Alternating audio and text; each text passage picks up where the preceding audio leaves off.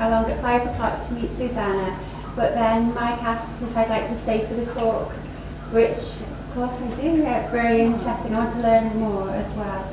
And it's a pleasure for me to invite Susanna, who's come from the Holocaust Museum in Jerusalem, to talk about the Holocaust. So my role as chairman this year, I'm using it to learn as much as I can about as many things as possible and to meet as many people as possible, which I think is really important, to have a balanced view and to represent as many people as you can. So very, very pleased to be involved and invited today. So thank you. Thank you.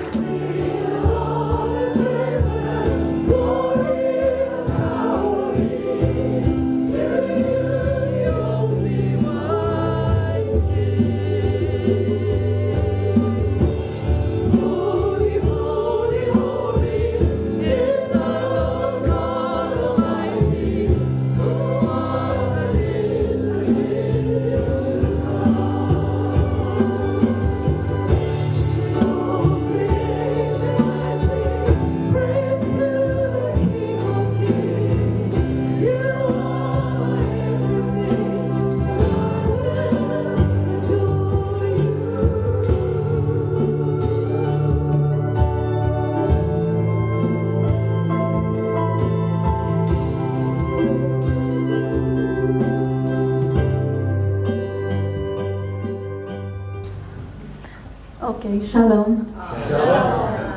Well, I would like to start by asking you a very simple question. Whose story is the story of the Holocaust? The story of the Holocaust is often seen as a military story, as a story of like military campaigns, World War II, all the victims, such big numbers, that in a way we don't think about it, that it's first and foremost a human story. If you think about the name Yad Vashem, you saw on the screen that it means memorial and a name. And we of course understand that we are speaking about the names of the victims. One of the things that the Germans did so effectively was to take away the names of the people they murdered. And this is a very important point to start from. When the people came to the camps and they were given a number, this number was in German. They had to learn it immediately. They had to be able to respond to it, and they had to be able to repeat the number in a foreign language. And if you couldn't, you were shot immediately. So their names were taken away from them. And when we at Yad Vashem tell these stories of the people, we tell stories of individuals. We don't tell the story of 6 million, because it is impossible for us to understand 6 million, but we are able to understand individual stories. The other thing is that for God, names are hugely important. When God wants to change the destiny of a person, He changes his name. This is very evident in the Bible, but also in the book of Isaiah 40:26, God says, He calls them all by name, by the greatness of His might and the strength of His power. Not one is missing. Isaiah 43:1, Fear not, for I have redeemed you. I have called you by your name. You are mine. Now the other thing is that in Hebrew, you don't take God's name in vain. God has many names in the Hebrew Bible describing different things that He does and is. But actually, we call Him Hashem, the name. And that brings me to the point of whose story is the Holocaust. It's a story of human beings, but it's also God's story, because the Jewish people were given the Bible, and the Bible, in a very mystical way, represents God. And I would like to start by telling you the story of a young boy who was born in Vilna. In Vilna, before the Holocaust, There were about 80,000 Jews, members of that community. When the Holocaust was over, 250 of them were left. And this young boy by the name of Samuel Bach was one of them. He and his mother survived. So Samuel Bach was a very talented painter and artist, and his mother decided that she would do whatever it took to be able to give him the possibility of becoming a painter. And today, galleries all over the world have Samuel Bach's art. But one of the things that is very striking in his art is that he often draws something else, but then at the bottom of the painting you would see a picture of the tablets of law broken, or of the prayer book or Torah scroll that is burning. And this is his way of looking for the answer, and the answer that Samuel Bach and many other survivors, men who have been so talented, who have devoted their lives to trying to find this answer. The answer that they have found is that actually when the Jewish people were burning and when their Torah scrolls were burning, it was God himself who was burning. And I really believe that that is the truth. Aren't we just now commemorating the Kristallnacht, the night of the broken glass? 9th of November 1938, the 75th anniversary. And what was the first thing? What is the first image you remember when you think about the Kristallnacht? It's the burning Torah scrolls, because it is the synagogues that were attacked. And we know of one pastor in Berlin who dared to say aloud that synagogues too are houses of God. The tragic thing about this story, and the thing that I believe is so important for us to know, if we are going to get through the challenges that I believe our generation is going to face, and in some countries is facing right now, the thing that we need to learn from this story is really, how did we come to the time of the Holocaust? Because nowhere ever has there been a mass murder, a genocide, without steps that were taken before that point. And those steps are very important. If you would like to, I would like to draw you a triangle. This triangle is the triangle of hate.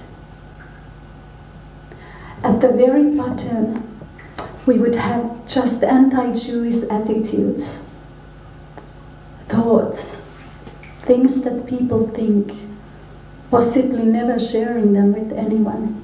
But they are their own private prejudices, things that they like to think. And then we would come up a little bit, and here we have anti-Jewish actions. But these are still quite private. Stereotypes, stories we tell, jokes. But then when we move forward, something alarming happens, because when there is a large enough number of people who thinks these things, we come to discrimination. And discrimination, this is different, because it means that there is an authority that is sanctioning what's happening. And then when we come up a little bit more, we have anti-Jewish violence, but this is violence against property, vandalizing cemeteries, shops, perhaps synagogues. And then this tiny little part, this is the mass murder. So now when we want to understand how did we arrive to the Holocaust, to the mass murder, if you look at this triangle, first of all, if you try to turn it around, what will happen? It can't stand, because it's not possible to have mass murder before the attitudes and so on and so on. But also, where, in which part would it have been the easiest for people to make a difference? We all know the answer to that, but sadly, one thing about history is that even though things don't happen in different places exactly in the same manner, similar things happen again and again. And one of these things that we need to look at in this context of the Holocaust is anti-Semitism. And anti-Semitism is not even really the right word, because anti-Semitism was a completely artificial term invented in Germany in the 1870s at a time when it was less acceptable to hate the Jews. So a scientific term was needed. It would be better to call it hatred of Jews or hatred of Judaism. But in any case, anti-Semitism shows how quickly the road or the bridge is crossed between hatred and murder. And we all know that traditional anti-Semitism, when we speak about traditional anti-Semitism, we always mean one thing, and that's Christian anti-Semitism. Now, Jews were accused of having killed God. If you think about such a crime, it's a crime of such proportions that what punishment could you find for it? I'm a Christian, and my Bible is very clear that Jesus died for my sins.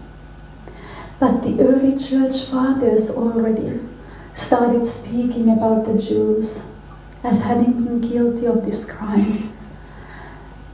And this is the concept that initially provoked so much hatred of the Jews. But then, actually already in the 1st century, we have the very first writings saying that also all the blessings that God had promised the Jewish people, that they had now been taken from them and given to the church, and only the curses remained. In other words, the Jews had done such a poor job as God's chosen people that they had lost that position. So, if we for a moment try to think, what did that mean to an individual Jew? Well, first of all, there was no such thing, because a Jewish person was never just an individual, but always a representative of his community. Jews were seen as greedy, as demonic, and they were preferably had to live outside the Christian communities. Many times when groups come to Yad Vashem and they see the yellow signs, they are surprised to discover that the Nazis did not invent something new. Yellow, those signs were used since the Middle Ages to mark the Jews who had to live outside Christian communities. Think about the blood libel. The blood libel is the accusation that Jews had murdered, or they continued murdering Christian children, using their blood for their Passover. And it's very interesting, because all of these accusations have survived since the Middle Ages until today. Do you remember what happened in the Holocaust Memorial Day? The last time around. The blood libel accusation was repeated on the Sunday Times. And there was a picture of Prime Minister Netanyahu building a wall using Palestinian blood and bodies.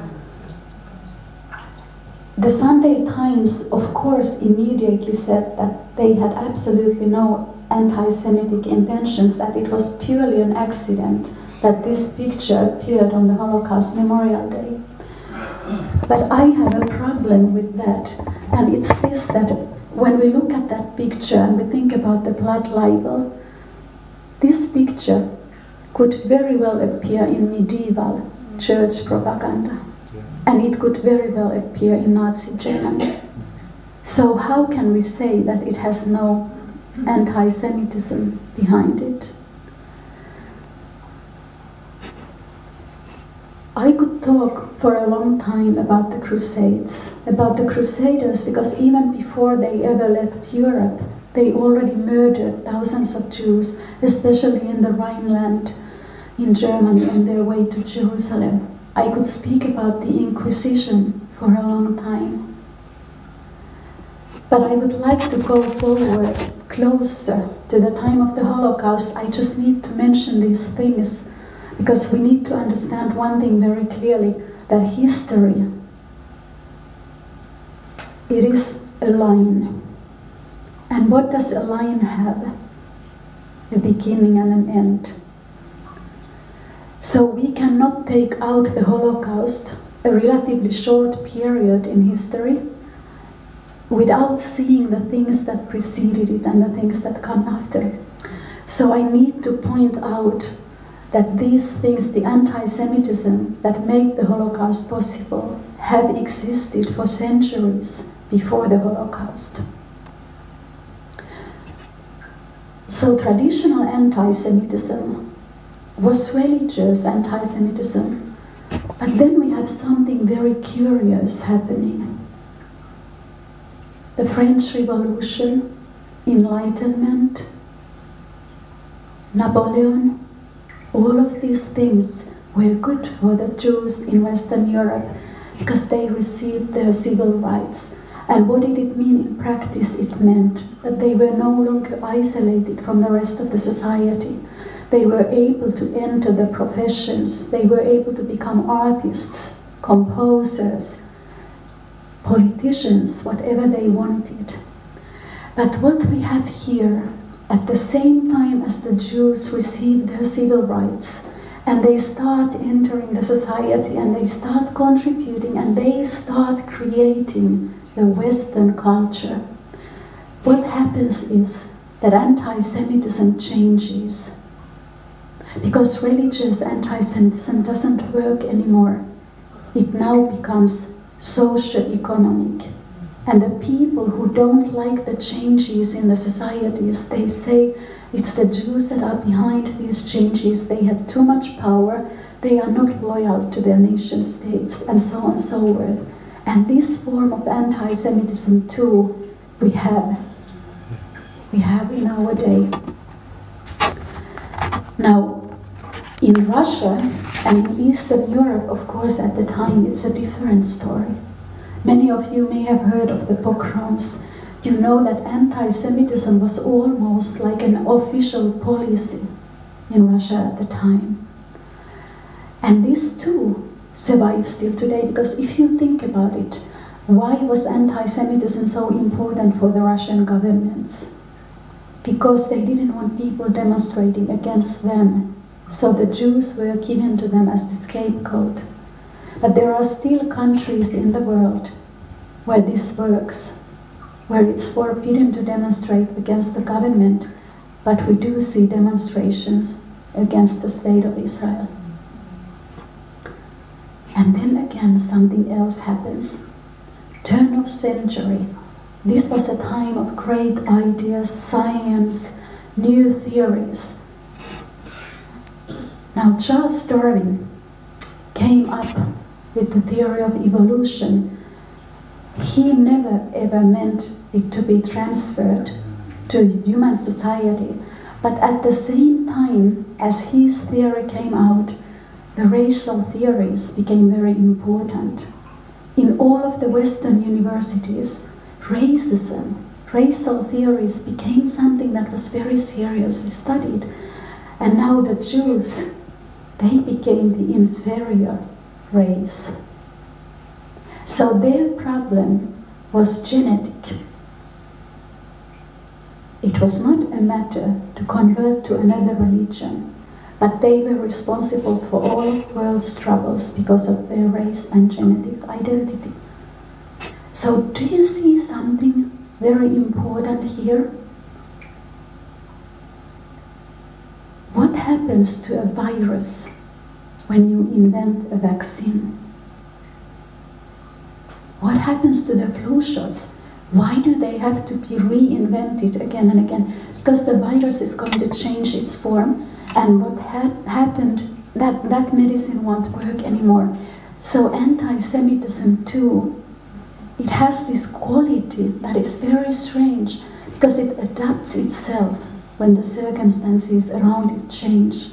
And so by the time of Hitler's coming to power, we have at least 3 different forms of anti-Semitism.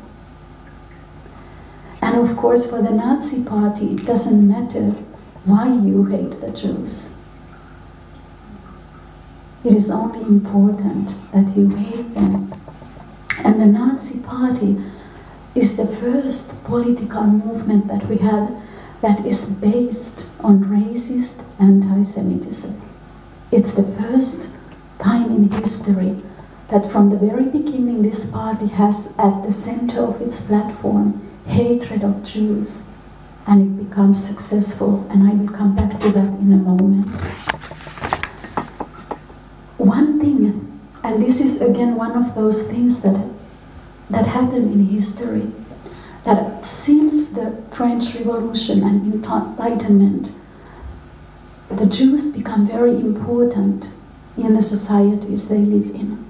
So we have a great growth, a number of Jewish composers and authors and people that are very much creating the culture we today just take for granted that that's our Western culture.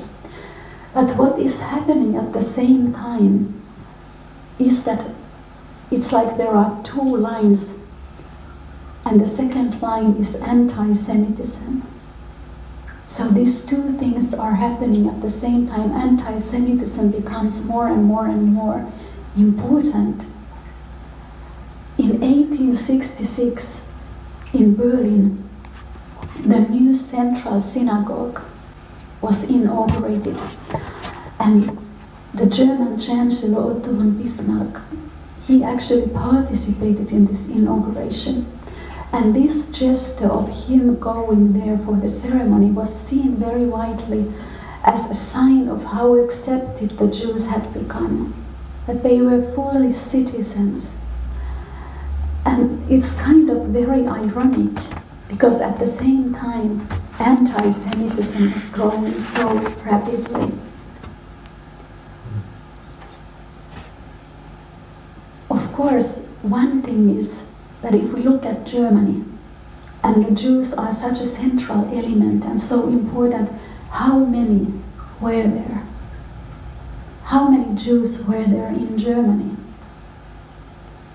And it's a surprising thing, because in 1925 there was a census that was conducted, and the Jews are less than 1% of the population of Germany, about 500,000. So you can understand that this is again another thing about anti-Semitism. There are countries where there is no Jewish community, but anti-Semitism exists. Most of you, of course, remember how the First World War ended in Germany's defeat, and this humiliation, and how the imperial regime in Germany collapsed, and the Weimar Republic, the democratic regime, was founded instead. And it's really important to say here that there were many Jews who were drafting the Weimar Republic constitution. So that from the beginning, Jews were identified with the regime, and this then became very important because the Weimar Republic had this terrible inflation, unemployment, economic problems, and of course then you have more criminality and so on and so forth. So in this situation, the Jews of course were blamed. And if you think about this in today's terms, if there is economic chaos, what do people look for? There are 2 things that people need in such a situation. And one is that they are looking for a savior. They are looking for somebody who will organize everything. But they are also looking for a scapegoat. They are looking for who is responsible. So this is then quite easy to understand that when the Jews are identified with this regime that is unable to control the inflation, unable to restrain those economic forces that are doing so much damage to that economy, that of course the Jews then become the scapegoat. But at the same time, we have Hitler coming to the scene.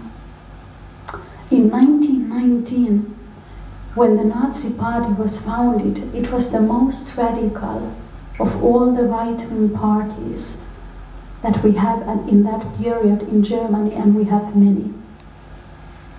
The difference is that the Nazi Party, when you think about it as a nationalist party. You think about it as a German nationalist party. But the difference is that when it came to the Jewish question,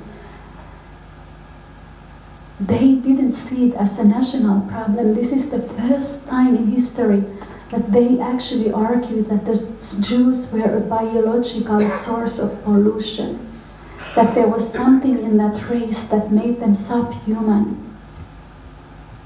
And it's the first time in history that there's a democratically elected government and this party that comes against it. And anti-Semitism is the very central platform. And I do think that we need to know that often the question that is asked is whether the Germans knew what was going on, whether they knew who they were voting for and so on. That we need to understand that this party from the very beginning was very open about the things they wanted to accomplish. And the final years of this Weimar Republic, something very important happened again. For the Nazi Party, actually had very few voters in 1928. Now please remember this is very important. In 1928, they had only about 3% of the vote. So when you have 3% of the vote in a multi-party system, you are a marginal party. So, what happens in 1929? Anybody remember? Wall Street crash. Wall Street crash, exactly.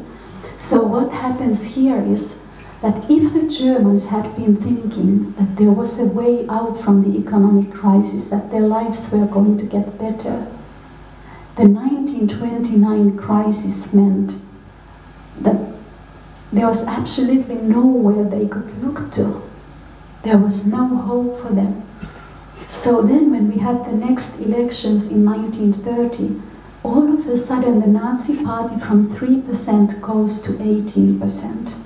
Now 18% in a multi-party system is a high percentage of the vote. But then something else happens in July 1932. They get 37% of the vote. And when you get 37% of the vote, you are the party that forms the government. And so often people say, how did Hitler come to power? Especially when you go to schools. Like, how did this man come to power? But isn't it extremely simple in light of what we have just heard? Paul von Hindenburg, the previous chancellor, handed power to Hitler, believing that he could control him. And the people of Germany, they brought that situation about by voting for the Nazi Party. It's very simple, and it's frightening because it's so simple. Now, when this struggle for power was going on, when the Nazi Party was trying to gain power, at the same time there was violence in the streets. We have to know they were desecrating cemeteries, Jewish cemeteries. There was violence against Jews in the streets and so on. So the Nazi propaganda throughout these years, actually in quite a short time, from 1919 when it was founded, until the 1920s, 28, 29, 31, 32, actually managed to make something that didn't exist, the Jewish question, into the very central question of these elections. And in the Jewish community, of course, this caused a lot of soul searching, because all of a sudden it wasn't so sure if the Jews really were part of the German society. Now, when Hitler came to power at the end of January 1933, one thing that is very important to know is that his powers, he had more power than a chancellor would have had. And therefore, from the very beginning, immediately, as soon as he came to power, things changed. But at the same time, having said that, there were stages to these changes. There are many historians, and it's kind of useless to look back and say this is what they should have done, but there are many historians who look back and say that in the 1930s, there was still a time when there could have been effective resistance. So I would like to give you some of these stages, some of the things that happened, because I believe that these are the very key to understanding what happens not just to the German society, but to a society that is undergoing such a change.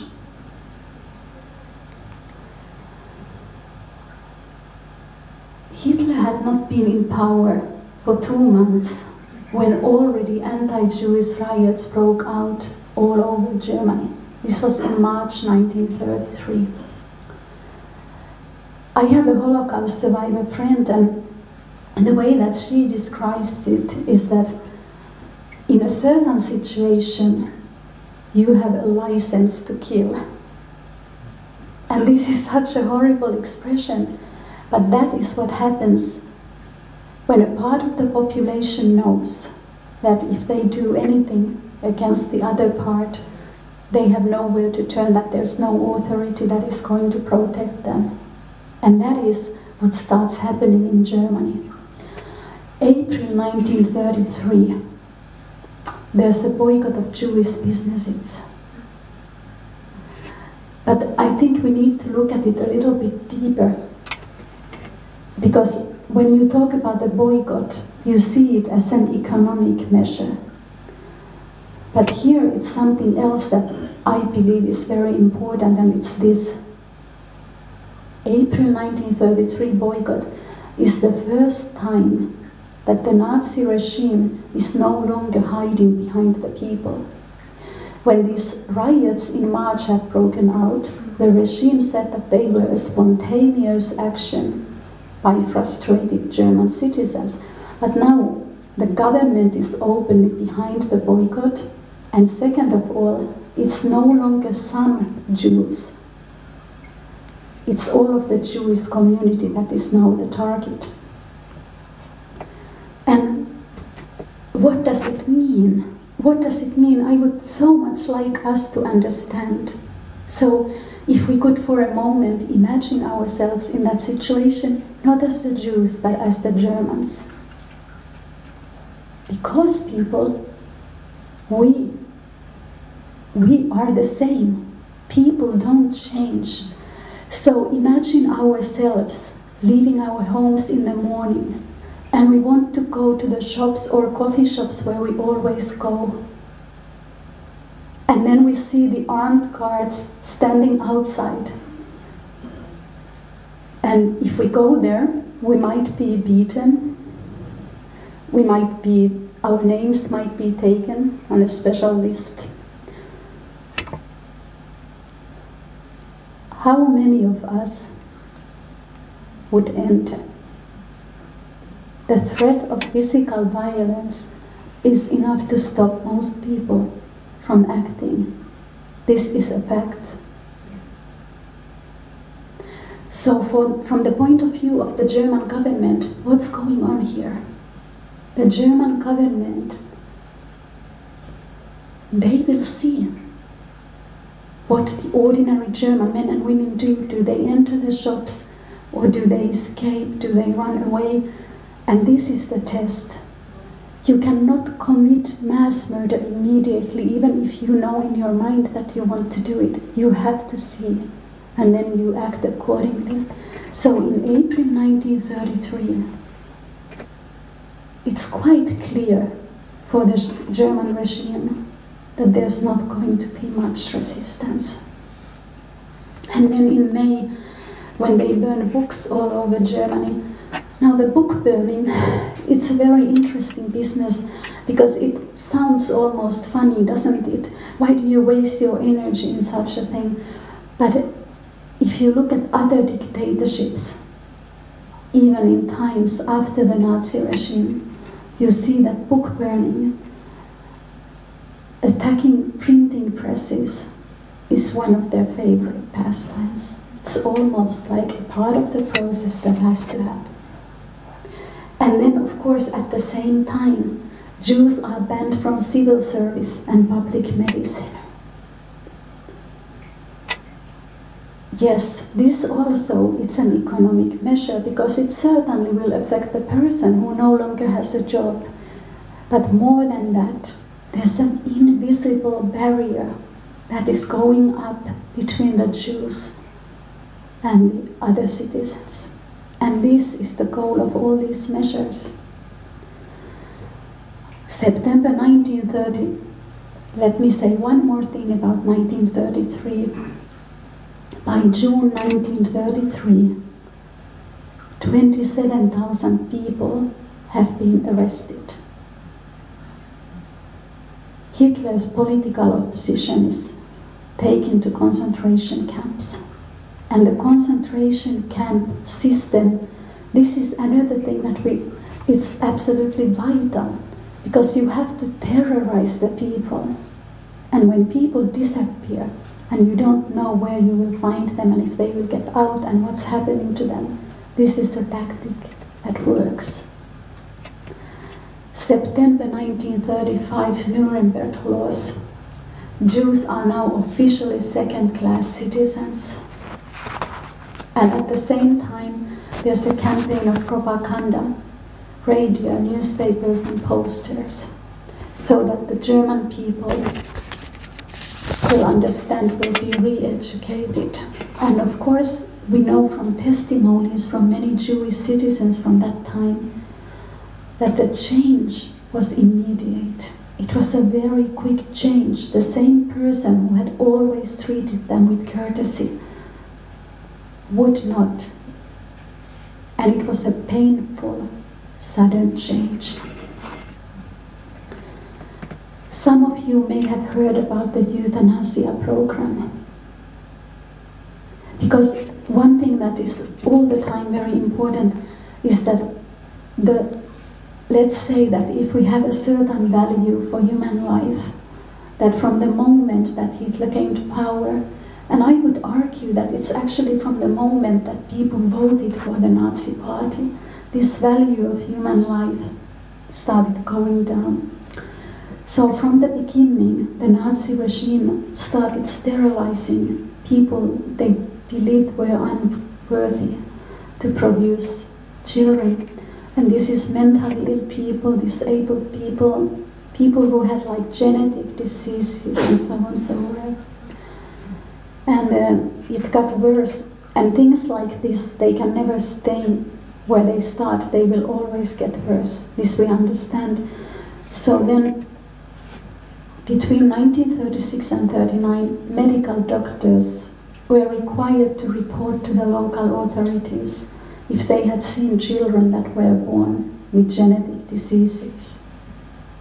And there were special installations where the murder, and I'm very sorry, like I know this is a terrible thing to speak about, but the murder was done by gas or lethal injection. And why this is so important now for you to know is because later when the death camps and the extermination centers were set up, the expertise of the same people who had set up the euthanasia killing places was utilized, and they got a promotion to go to Poland to work on these projects. So about 275,000 people, German citizens, were murdered like this. Now we all understand that if these children suddenly disappeared, that there had to be a large number of people that knew about this. There were people who transported them, there were medical doctors who wrote fictional death certificates, there were lawyers, there were all kinds of people involved. And also, very importantly to us in this meeting tonight, many of those children lived in church-supported institutions. And what does that mean? It means that the churches were aware of what was going on. Now, two things. One is that why did the people who did the murdering, the lawyers, the medical doctors, why did they not have any doubts about what they were doing? I'm thinking about two kinds of doubts. One, whether it's legal, what I'm doing, and the second one, whether it's moral. And that is where it gets really frightening, because in Germany, there was always legislation that enabled what was done.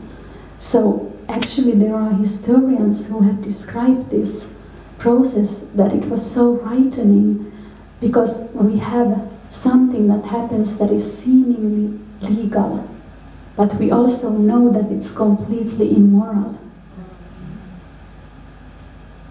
And the possibilities, if we accept that this sentence is true, the possibilities are frightening. And I believe that there is one more angle, and it's this, that at that time everybody was a member of a church. So maybe if the churches had been a very clear moral voice, maybe some of the people would not have participated.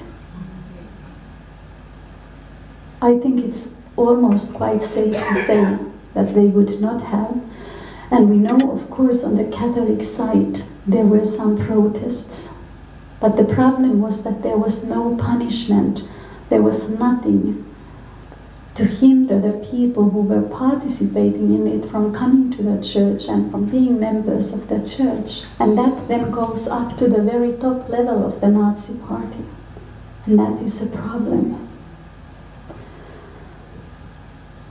So by 1938, when we come to the Kristallnacht, the night of the broken glass, if you think about the triangle that I drew at the beginning, we have already passed most of those stages.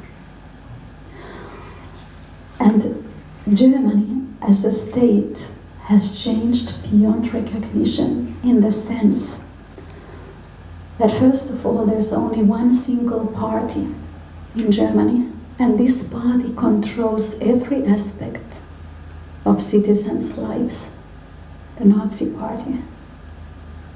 Second, Germany is ready for war. The German army is becoming the best in Europe.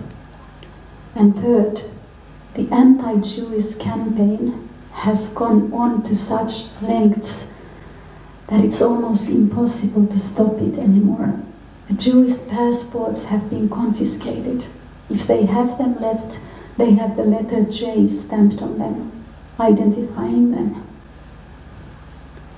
What else happens in 1938 that I'm afraid very much concerns your nation? The former Finnish Prime Minister, he said something that I think it's such a deep insight that I wish I had said it. But he said that the fate of Europe at the time of Hitler.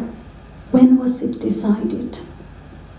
And he said it was decided the moment when Czechoslovakia was sacrificed. When Chamberlain came back, there was one man who had something important to say but was almost laughed at that time, and that man was Winston Churchill. And what are those words that he said? He said, "Sir, you had the choice between war and dishonor. You chose dishonor. You will have war." So 1938 to me in all of this story is the year that we are very close to the top. And the thing is that in history there are many ways you can look at things, but one way to look at things is to see that you can have this water that is just going slowly, and then it goes and it's more and more and more. And then at some point the wave is so big that even if you try to stop it, you can't.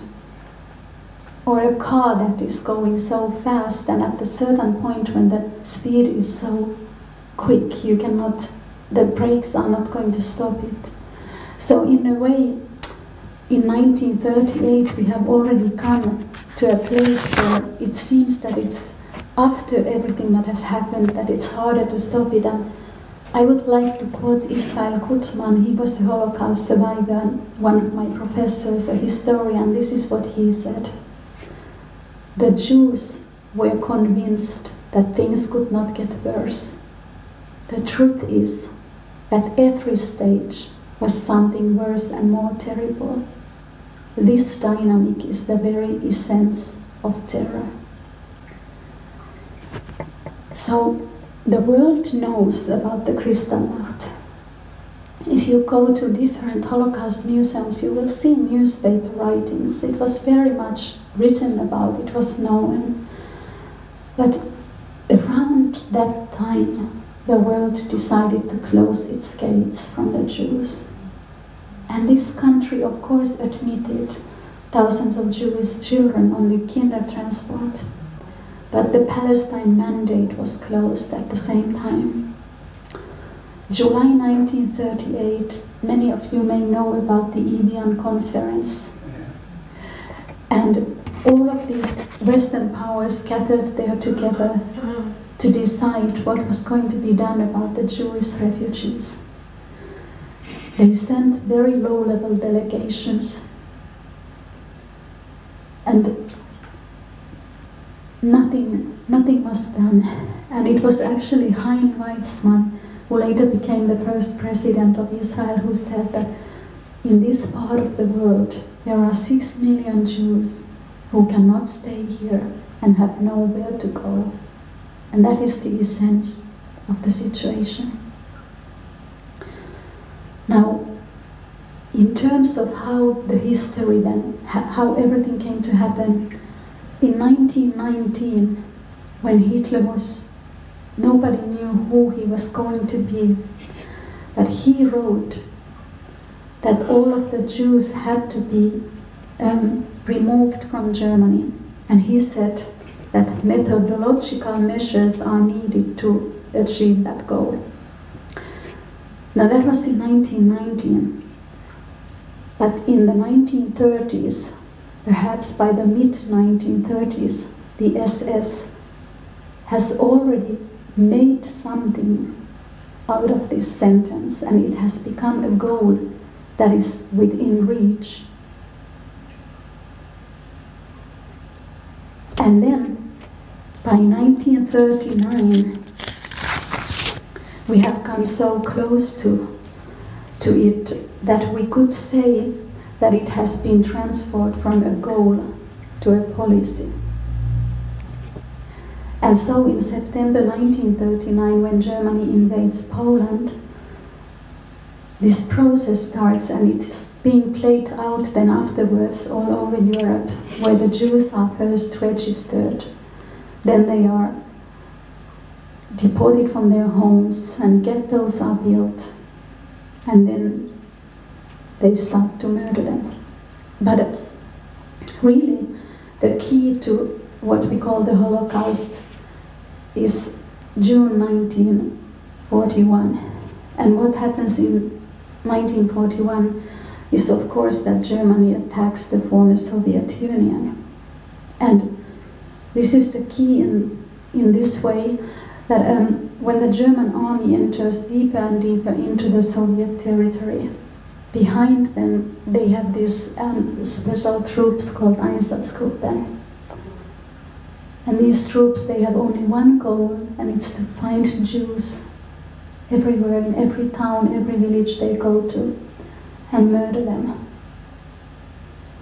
And it's something so, it's almost difficult for me to speak about it. But I think if those people, if they had to live through it, then the least that we can do is to remember it. But when they come to those places, it doesn't really matter if it's a very old person, a very sick person, or a little baby. But they are all brought into a place usually outside the town, and they have to dig a mass grave, and then they are shot on top of each other. And over 1 million people are murdered in this manner. And it's in Babi Yar, only in 3 days' time, about 30,000 Jews were murdered like this. And the stories are so horrible that it's even for the Germans who are there, it's hard. And that is kind of one reason why then in January 1942, Reinhard Heydrich, the head of the security services, he orders this meeting in Wannsee in Berlin. And that's to coordinate their efforts, and that's kind of after that, even though already in 1941, for example, the camp of Kelmno, which was a murder camp, a death camp, was functioning, but after that meeting, that's when the mass murder really starts. And now it's different, because now the Jews are brought by trains from all over Europe. And at the beginning, I said that this is a human story, that it's not just a military story. So really, the important question is, if there was this whole military situation, this war that was going on between Nazi Germany, then with the Soviet Union, and then of course between the Allies and Nazi Germany, that how do we reconcile that military war with what was happening to the Jews of Europe? And I would like to just to give you an example, and it's this, that in the summer of 1944, the Allies had already landed in Normandy.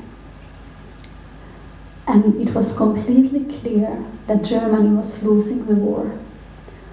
And so what do you do when you are losing the war?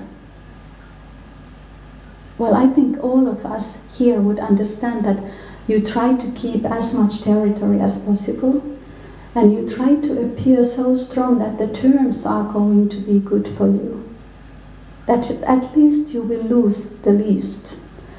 So what happens is that Germany desperately needs arms and different goods and men in the Eastern Front. And there is a Jewish community, one community in Europe that is still alive, and that is the Jewish community in Hungary. So the choice is, you can use the trains to transport those Jews to Auschwitz-Birkenau, or you can use the trains to help your military effort. And the choice, we know what was made. The decision was made that the Jews of Hungary, they were transported to Auschwitz-Birkenau.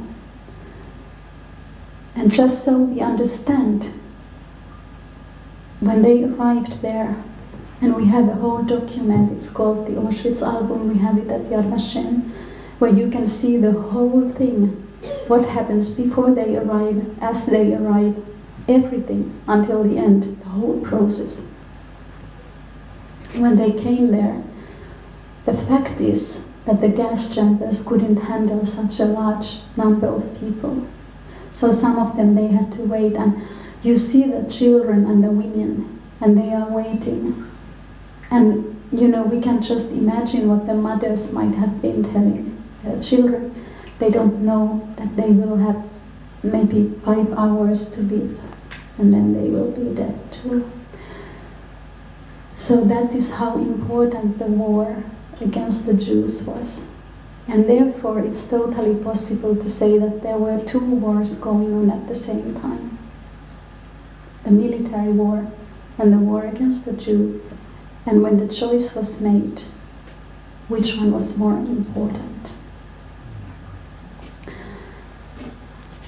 Now, one more thing, and then I would like to stop for a moment.